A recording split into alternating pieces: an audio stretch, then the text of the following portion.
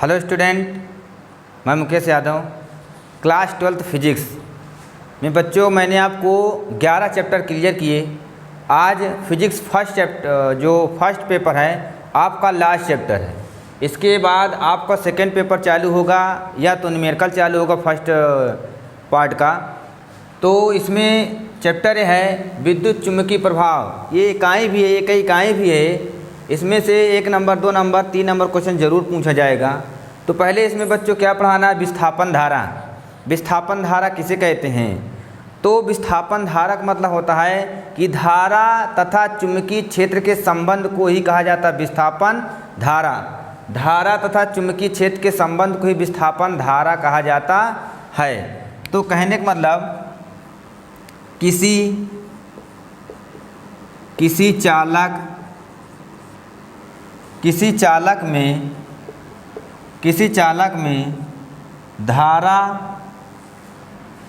चालक में धारा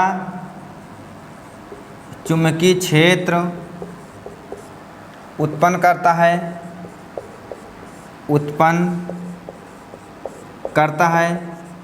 अर्थात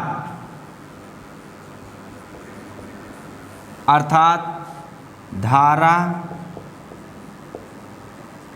तथा चुंबकीय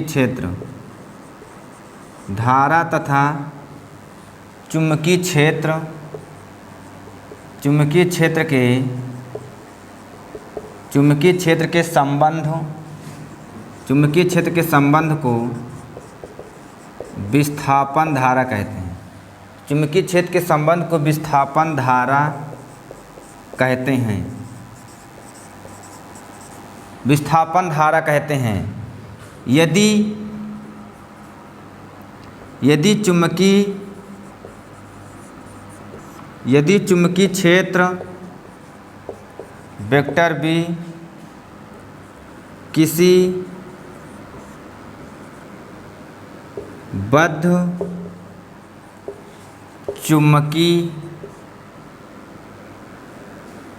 बद्ध या किसी बंद कह सकते हो, बद्ध चुंबकीय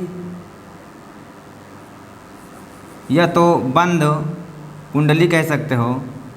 बंद कुंडली के लिए रेखी समाकलन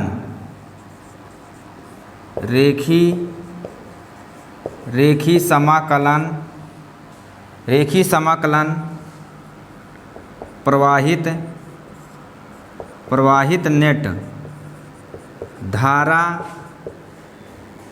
IT का μ0 गुना होता है। तो रख सकते हैं रेखी समाकलन, इसको बोला जाता है डेल्टा I μ0 IT।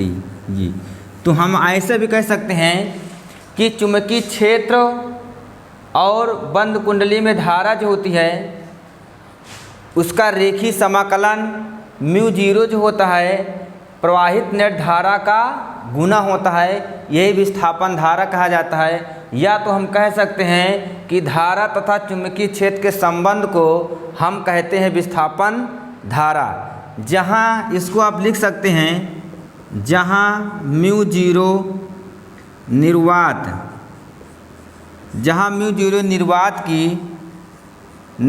की चुंबकशीलता है। जहाँ μ0 निर्वात की चुंबकशीलता है। अब इसको आप नोट करिएगा, यहाँ तक आपको हुआ। अब इसी के जस्ट आगे है आपका मैक्सवेल का समीकरण। क्या है आपका? मैक्सवेल का समीकरण है। डालिए आप लोग मैक्सवेल का समीकरण।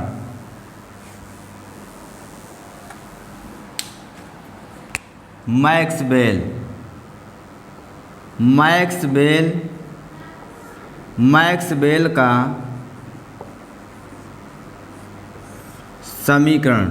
जी, मैक्सवेल ने विद्युत तथा चुंबकीय क्षेत्र के आधार पर गणितीय रूप नियम दिया जिसे मैक्सवेल का समीकरण कहा जाता है।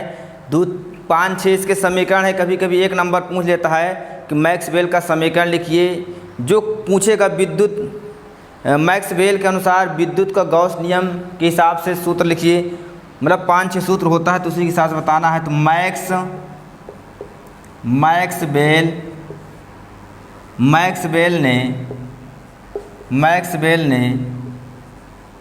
मैक्सवेल ने विद्युत तथा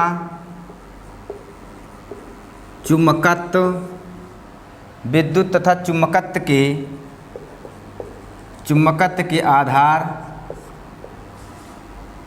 आधार पर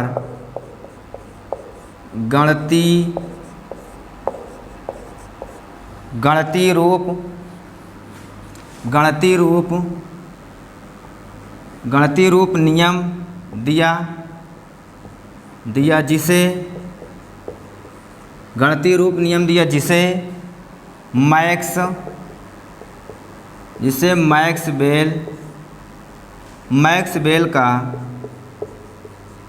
मैक्सवेल का समीकरण कहते हैं, जिसे मैक्सवेल का समीकरण कहते हैं।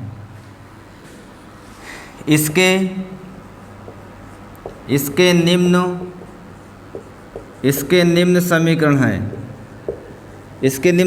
हैं। नंबर 1 है विद्युत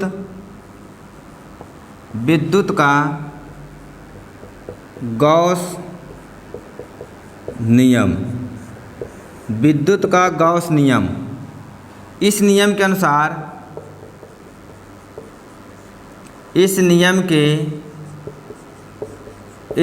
अनुसार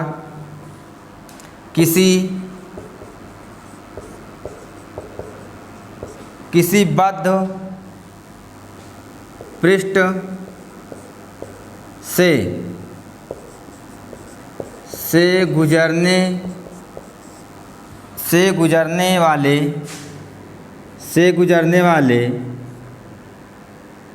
वैद्युत फ्लक्स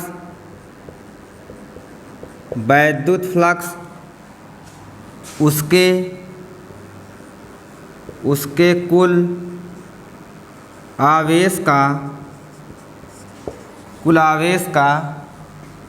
1/μ0 गुना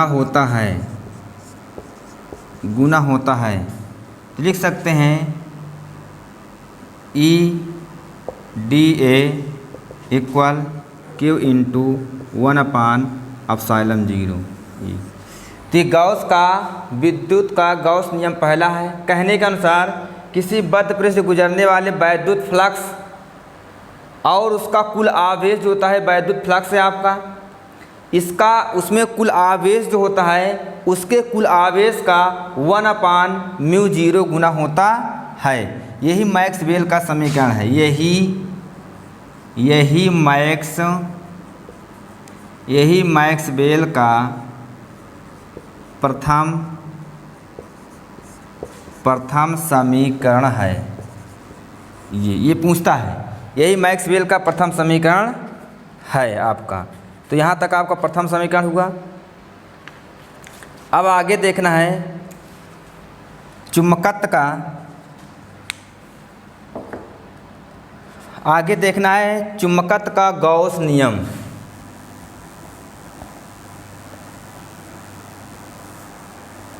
आगे आपका है चुंबकत्व का, हेड ना लिएगा, चुंबकत्व का गॉस नियम।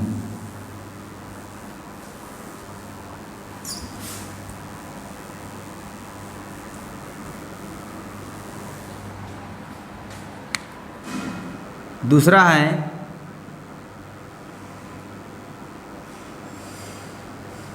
चुंबकत्व का गॉस नियम। ये इसके अनुसार क्या है, इसके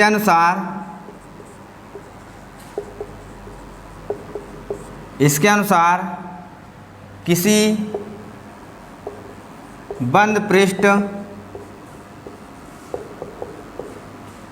बंद पृष्ठ से चुंबकीय बंद पृष्ठ है चुंबकीय फ्लक्स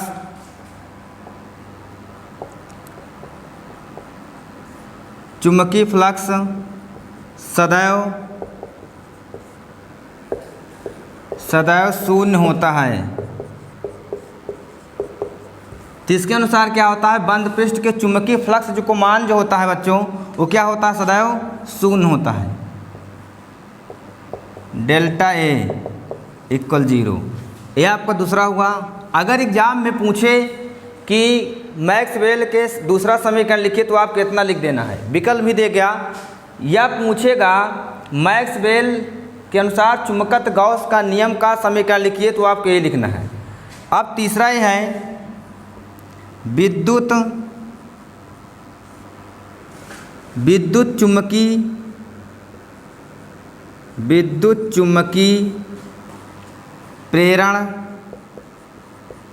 चुंबकीय प्रेरण का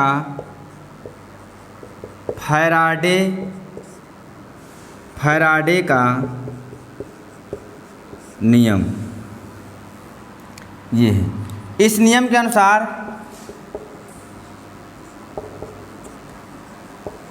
इस नियम के अनुसार किसी बंद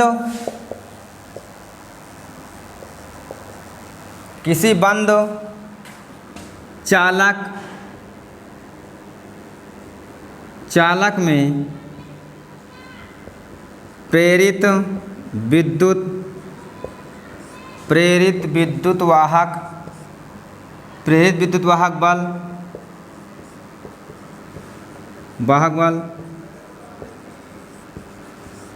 चुंबकीय